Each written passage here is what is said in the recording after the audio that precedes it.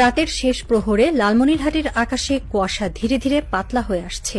পুরনো রানওয়ের উপরে ভেজা ঘাসে হালকা শিশিরের চিকচিক।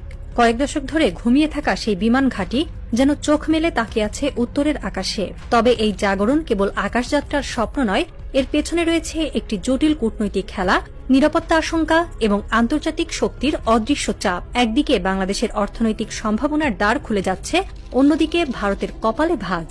সৌদি আরবের $5 বিলিয়ন বিনিয়োগ প্রস্তাব, চীনের সম্ভাব্য সম্পৃক্ততা, পাকিস্তানি ঠিকাদারের গুঞ্জন, সব মিলে লালমনিরহাট পরিণত হয়েছে এক ভূ রাজনৈতিক দাবার বোর্ডে। আর এই বোর্ডে চাল দিতে প্রস্তুত সব পক্ষই। 1971 সালে নির্মিত এই বিমান ঘাঁটি দ্বিতীয় বিশ্বযুদ্ধের সময় মিত্রবাহিনীর সামরিক রসদের কেন্দ্র ছিল। এরপর কালের গর্ভে হারিয়ে যায় এর কার্যকারিতা, কখনো সাময়িকভাবে চালু, আবার বন্ধ। কিন্তু 2023-24 সালে এসে আবারও আলোচনায় আসে এটি। এইবার আর শুধুমাত্র বিমান চলাচলের জন্য নয়, বরং এক কৌশলগত মোড় ঘোরানো প্রকল্প হিসেবে। বর্তমান বিশ্ব ব্যবস্থা, বিশেষত ভারত চীন প্রতিযোগিতাপূর্ণ কূটনীতির প্রেক্ষাপটে এই বিমান ঘাঁটির গুরুত্ব বহুগুণে বেড়ে গেছে। এটি আর কেবল লালমনিরহাটবাসীর উন্নয়নের প্রতীক নয়, এটি এখন দক্ষিণ এশিয়ার বৃহত্তর কৌশলগত সমীকরণের অংশ। ভারতের উদ্বেগের কেন্দ্রবিন্দু শিলিগুড়ি করিডোর, যা চিকেন স্নেক নামে পরিচিত। মাত্র 20 কিলোমিটার চওড়া এই করিডোর ভারতের মূল ভূখণ্ডকে সংযুক্ত করে উত্তর পূর্বাঞ্চলের 7টি রাজ্যের সাথে। এই করিডোরের ওপর নির্ভর করে প্রায় 5 কোটিরও বেশি ভারতীয় নাগরিকের জীবনযাত্রা ও পণ্য পরিবহন ব্যবস্থা। অর্থাৎ এটি শুধু একটি ভৌগোলিক করিডোর নয়, বরং ভারতের পূর্বাঞ্চলের হৃদস্পন্দন। লালমনিরহাট বিমান ঘাঁটি এই করিডোরের কাছাকাছি হওয়ায় এর কৌশলগত অবস্থান ভারতের কাছে অস্বস্তিকর হয়ে উঠেছে। নয়াদিল্লির নিরাপত্তা মহল আশঙ্কা করছে, এই ঘাঁটি ভবিষ্যতে যদি কোনোভাবে সামরিক উদ্দেশ্যে ব্যবহৃত হয়, তবে খুব সহজেই ভারতীয় সেনাবাহিনীর চলাচল ও যোগাযোগ ব্যবস্থায় নজরদারি চালানো সম্ভব হবে। আর এই সম্ভাবনাই দিল্লিকে কাঁপিয়ে দিচ্ছে।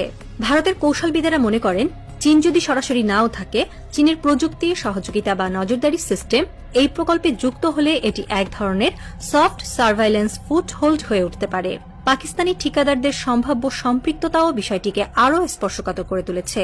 বিশেষজ্ঞদের মতে, চীন তার স্ট্রিং অফ পার্লস কৌশলের অংশ হিসেবে দক্ষিণ এশিয়ায় একাধিক কৌশলগত স্থাপনা নির্মাণ করছে, যা ভারতকে ঘিরে রাখার পরিকল্পনারই অংশ। আর লালমনিরহাট ঘাঁটি এই কৌশলের একটি নতুন মুক্তা হয়ে উঠতে পারে, যদি বাংলাদেশ সেই দিকেই এগোয়। নয়াদিল্লির করিডোরে গুঞ্জন, লালমনিরহাট একটি ফ্ল্যাশ পয়েন্টে পরিণত হতে পারে, ঠিক যেমন ডোকলাম বা গালওয়ান। ভারতের এই উদ্বেগ সরাসরি প্রকাশ না করলেও বাংলাদেশের উপর এক অদৃশ্য চাপ সৃষ্টি করছে তারা, অবস্থান পরিবর্তনের জন্য অথবা অন্ততপক্ষে চীনের সম্পৃক্ততা রোধের জন্য। এমনকি আসাম, ত্রিপুরা ও মেঘালয় রাজ্যের মুখ্যমন্ত্রীরাও এই ইস্যুতে কেন্দ্রীয় সরকারকে সতর্কবার্তা দিয়েছেন। তাদের মতে, এই ঘাঁটি কার্যকর হলে বাংলাদেশের ভেতরে ভারত বিরোধী নেটওয়ার্ক গড়ে তোলার পথ প্রশস্ত হতে পারে। ফলে এই বিমান ঘাঁটির ভবিষ্যৎ নিয়ে এখন কেবল আন্তর্জাতিক মহল নয়, ভারতীয় অভ্যন্তরীণ রাজনীতিতেও সাড়া পড়ে গেছে। নয়াদিল্লির করিডোরে গুঞ্জন, লালমনিরহাট একটি ফ্ল্যাশ পয়েন্টে পরিণত হতে পারে, ঠিক যেমন ডোকলাম বা গালওয়ান। ভারতের এই উদ্বেগ সরাসরি প্রকাশ না করলেও বাংলাদেশের উপর এক অদৃশ্য চাপ সৃষ্টি করছে তারা, অবস্থান পরিবর্তনের জন্য অথবা অন্ততপক্ষে চীনের সম্পৃক্ততা রোধের জন্য। কূটনৈতিক দ্বন্দ্বের বাইরেও আছে বাংলাদেশের অর্থনৈতিক স্বপ্ন। লালমনিরহাট বিমান ঘাঁটি চালু হলে উত্তরের কৃষিপণ্য, পাট এবং ক্ষুদ্র শিল্পের জন্য খুলে যাবে আন্তর্জাতিক বাজার। চিলাহাটি, বুড়িমারি, সোনাহার, চিলমারি সব স্থল ও নদীবন্দর নতুন গতি পাবে। নেপাল ও ভুটান ইতিমধ্যে আগ্রহ দেখিয়েছে এই বিমান ঘাঁটি ব্যবহারে। বিরাটনগর থেকে আকাশপথে মাত্র 25 কিলোমিটারের দূরত্বে লালমনিরহাটকে একটি সাব রিজিওনাল ট্রান্সপোর্ট হাবে পরিণত করতে পারে। উত্তরবঙ্গের দীর্ঘদিনের অবহেলিত অর্থনীতি হঠাৎ করেই একটি আন্তর্জাতিক কেন্দ্রে পরিণত হতে পারে। বিমান পরিচালনা, রক্ষণাবেক্ষণ, লজিস্টিক, পর্যটন সব ক্ষেত্রে বাড়বে কর্মসংস্থান ও আয়। সৌদি আরবের প্রস্তাবিত MRO maintenance, repair and overhaul hub গড়ে উঠলে এই অঞ্চল দক্ষিণ এশিয়ার মধ্যে একটি কৌশলগত এভিয়েশন জোনে রূপ নিতে পারে। বিমান ঘাঁটি চালু হলে শুধু বাণিজ্য নয়, দেশের উত্তর পশ্চিমাঞ্চলে প্রতিরক্ষা সক্ষমতাও বাড়বে। সশস্ত্র বাহিনীর একটি অগ্রবর্তী কেন্দ্র হিসেবে এটি কাজ করতে পারে, বিশেষত যদি ভবিষ্যতে সীমান্তে নতুন চ্যালেঞ্জ দেখা দেয়। একই সাথে এই ঘাঁটি উপযুক্ত হলে ড্রোন এবং নজরদারি বিমান মোতায়েন সম্ভব হবে। তবে চ্যালেঞ্জও আছে। ভারতীয় কামান বা ক্ষেপণাস্ত্রের আওতায় ঘাঁটি পড়ার ঝুঁকি অর্থাৎ প্রতিরক্ষার চেয়ে আগ্রাসনের সংখ্যা বেশি হলে বিদেশি বিনিয়োগকারীরা পিছু হটতে পারেন। বর্তমানে এখানে একটি বিমান ও মহাকাশ প্রকৌশল বিশ্ববিদ্যালয় গড়ে উঠছে, যা দীর্ঘমেয়াদে বাংলাদেশের অ্যাভিয়েশন শিল্পে দক্ষ জনবল সরবরাহ করবে। এটি ভবিষ্যতের প্রযুক্তি নির্ভর প্রতিরক্ষা ও বেসামরিক অবকাঠামোর জন্য গুরুত্বপূর্ণ ভিত্তি তৈরি করতে পারে।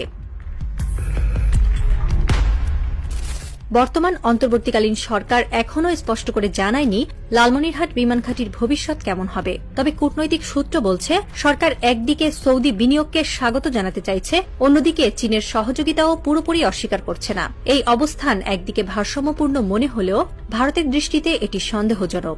ভারত চাইছে বাংলাদেশ এই ঘাঁটিকে কেবল বেসামরিক বিমানবন্দর হিসেবেই সীমাবদ্ধ রাখুক, কিন্তু বাংলাদেশ এখন আন্তর্জাতিক বিনিয়োগ টানতে আগ্রহী এবং এজন্য চীন বা সৌদি কেউই অপছন্দ নয়। কূটনৈতিক বিশ্লেষকরা বলছেন, লালমনিরহাট এখন আর শুধু একটি স্থানের নাম নয়, এটি হয়ে উঠেছে একটি পরীক্ষার নাম।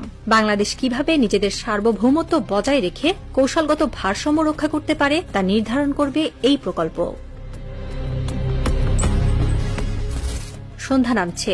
লালমনিরহাট রানওয়ের পাশে একটি পুরনো ওয়াচ টাওয়ারের ছাদে দাঁড়িয়ে এক কর্মকর্তা চুপচাপ আকাশের দিকে তাকিয়ে আছেন। তার চোখে যেন উত্তরের বাতাসে ভেসে আসা অজানা সংকেত। ধীরে ধীরে আলো নেমে আসছে, কিন্তু বাতাস ভারী হয়ে উঠছে রাজনৈতিক চাপ আর কূটনৈতিক হিসেব নিকেশে। ভারতের চাপ, চীনের ছায়া, সৌদির টাকার ঝনঝনানি সব মিলিয়ে লালমনিরহাট যেন এক নিঃশব্দ সংঘাতের মঞ্চে পরিণত হয়েছে। এখানে কোনো ট্যাঙ্ক নেই যুদ্ধবিমান, তবুও চলছে এক অসম প্রতিযোগিতা। প্রতিটি সিদ্ধান্ত, কারো পক্ষ নাকি নিরপেক্ষতা, দেশের ভবিষ্যৎ কৌশলগত অবস্থান নির্ধারণ করতে পারে।